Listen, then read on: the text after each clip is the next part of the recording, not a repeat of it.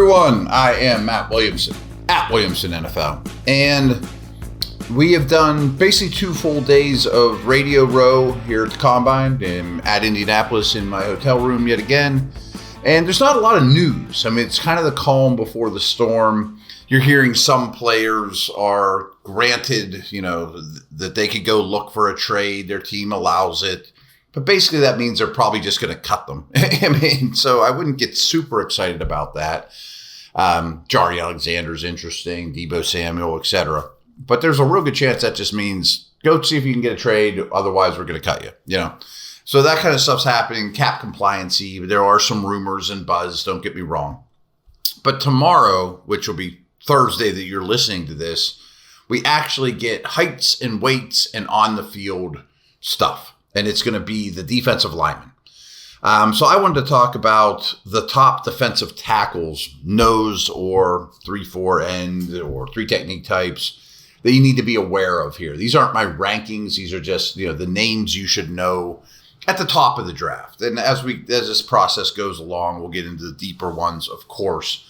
But the overview is it's a very good and deep defensive tackle draft. And I very much think the Steelers will and should pounce on a youth movement here and maybe even take 2. Somebody that has like a Cam Hayward look about him and a nose to let Benton move, to be more of a Hayward type player. And this draft sets up pretty well to do that. That being said, the top guy in the draft, Mason Graham, I don't quite see it. I don't think he's going to be all that impressive athletically on Thursday. He's got short arms. He's on the ground a lot. I mean, he makes a lot of plays, don't get me wrong, but to me, this is not an elite defensive tackle prospect. And you really don't even, for a Steeler perspective, he's not going to be there anyways. And they're not going to trade up for him. He's not going to be a Steeler. So that doesn't, I just think he's very overrated. Now, his teammate to me is extremely interesting, Kenneth Grant. Now, this guy is a mammoth human being. He would certainly be more nose than end, but they do move him around the formation, and he's not at all just a stump in the middle of your D-line. That is certainly not what Kenneth Grant is. There's rumors that he might run, 4.8. I don't want to quote their heights and weights yet because we'll get them officially tomorrow, but he's going to be over 330. I mean, he might be 345, and he tracks down ball carriers and can run, and there is a ton of ability. And there's some snaps that his pads, will pop up on you and not be as effective as his best ones, and fatigue. I mean, as any 330 plus defensive lineman is. But I think there's a reasonable chance that this is a Steelers first round pick at 21. And he may even test to the point where I'll kind of laugh at that and be like, oh, he's going top 15 no matter what. So Kenneth Grant is someone I want you to focus on if you're watching on NFL Network or just paying attention or, whatever else you're doing. The other one that I think is very intriguing too for the Steelers first round is Walter Nolan out of Mississippi. This dude's immensely talented. He is very, very athletic. He would be more of an end than a nose for the Steelers. He is an upfield, explosive, change direction, really disruptive player, does a very good job against the run. But there's a lot of inconsistencies there, too. There's snaps where I'm like, does this guy know what he's doing? I mean, he is all over the place. His hand usage can be very scattershot, to say the least. But you give him a year learning from Cam Hayward in this system, the upside is really, really high on Walter Nolan. So to me, they're clearly the 3 best and 3 highly drafted defensive tackles in this draft. The 2 guys from Michigan and Walter Nolan from Mississippi. BetOnline is the world's most trusted betting platform and your number 1 source for online betting in 2025. Whether you're a seasoned fan or a first-time bettor, BetOnline is your ultimate game day companion. With the largest selection of odds on everything from NBA and college basketball to the NHL and UFC, BetOnline continues to be your number 1 sports betting source. From every three-pointer to hat trick, BetOnline has you covered with odds, stats, and more for every game, every play, and every win. BetOnline, the game starts here.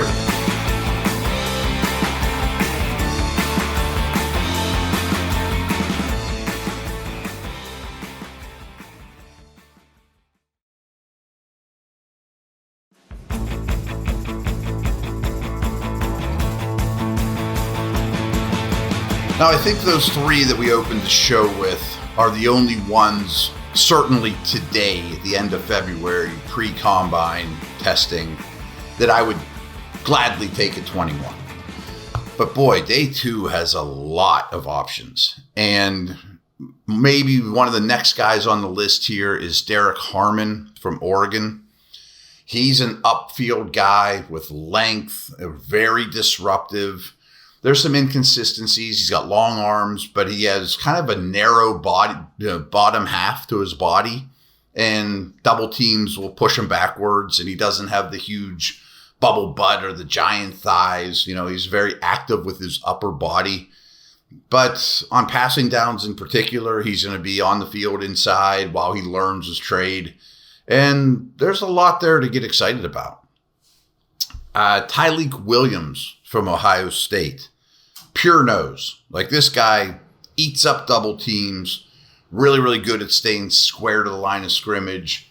Really difficult to run against. Old school Steelers-esque 3-4 Joel Steed, Casey Hampton type fire plug, which would have been quite useful against the Ravens. Don't get me wrong, Maybe he sneaks in the first round. A guy like Harmon or Williams, who I'm talking about now, if you were to trade back 10 spots from 21 and pick up a bunch of second day stuff, I would think they could be in the mix then. So that they're interesting players.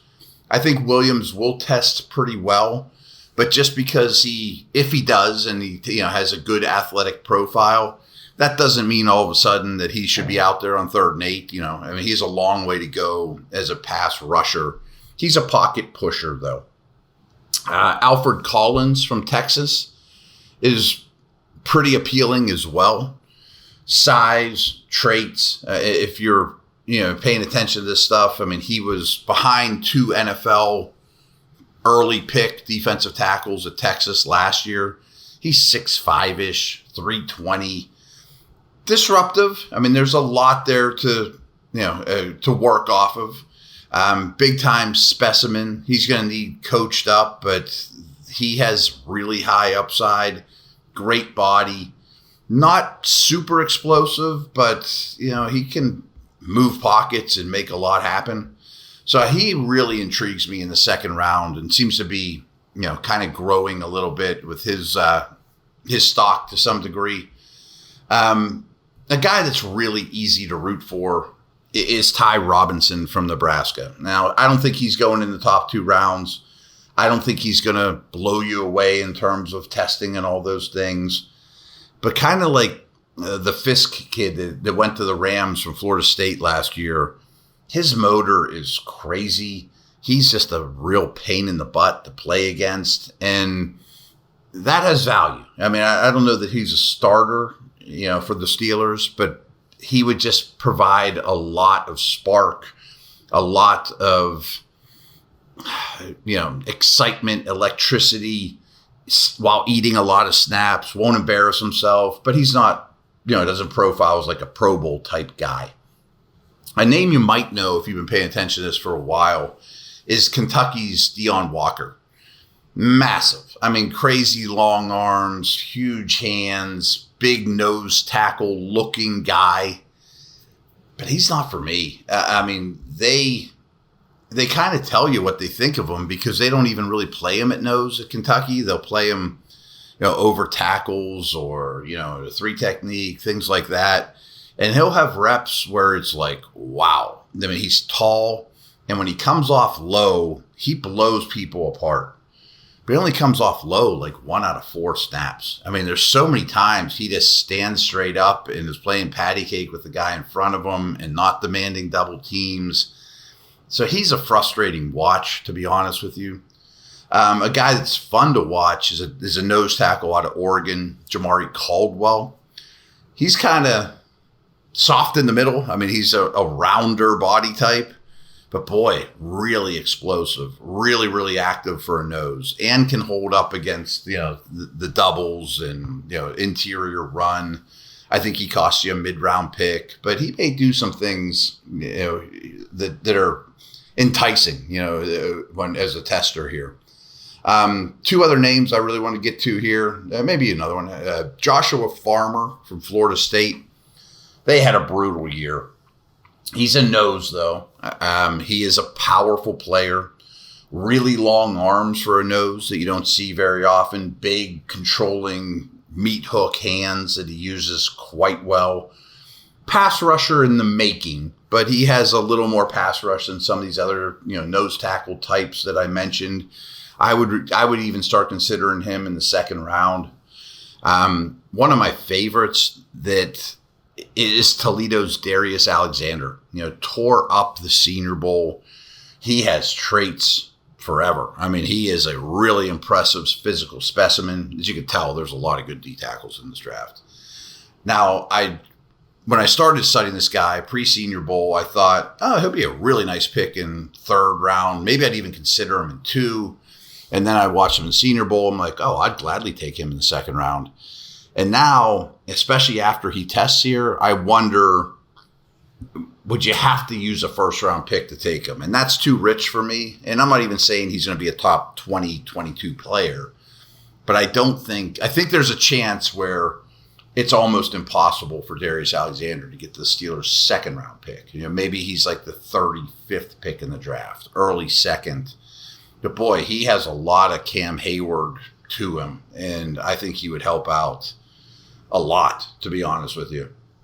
There's some other nose tackles like Tim Smith from Alabama, C.J. West from Indiana that are pretty appealing as well. Jordan Phillips from Maryland. These guys are big, power, space-eating, old-school defensive, nose tackle types that are going to be a mid-round pick. But the last Yaya Black's another one from Iowa, is another big-bodied, stick him in the middle of your defense type guy that the Steelers really could use. But the last one I would bring up is a really interesting player to me. And I'm not sure what to make of him exactly, but Omar Norman Lott from Tennessee. So what's weird about him is anyone can see that he is very talented. I mean, his get-off is whoa. I mean, this guy makes a lot of plays. But for whatever reason, Tennessee is just really big on rotating their defensive linemen. Like, this is true for Pierce, or edge rusher, as well, where he's healthy, and there's games where he only plays 18 snaps, 20 snaps, rotate him in like hockey lines, and he's clearly the most effective guy out there. Can he not handle a big group? Do they think they're talented enough to just keep using a lot of bodies on the D-line, which is a nice advantage from a defensive standpoint, of course. But he produces, especially as a pass rusher, a really high percentage of the time. A lot of his snaps are really good. Like, his get-off might be the best in this class. I mean, it really is. That's a good place to start. He's not quite as long or as big as I would like. I am really curious to see how what he weighs in when it's all said and done. But he's probably in that under 6'2" neighborhood. 295, but he might be more Geno Atkins than he is Cam Hayward, which I'm not saying that disqualifies him from the Steelers, but they don't seem to really have a use for those shorter upfield bowling ball, butcher knives type guys. And he might be that. So these are the names I just wanted you to know. I mean, if you're paying attention to the combine, single out some of the ones that I think have the best chance to end up in black and gold, particularly in the early rounds. And I absolutely believe they will draft a defensive tackle and maybe 2.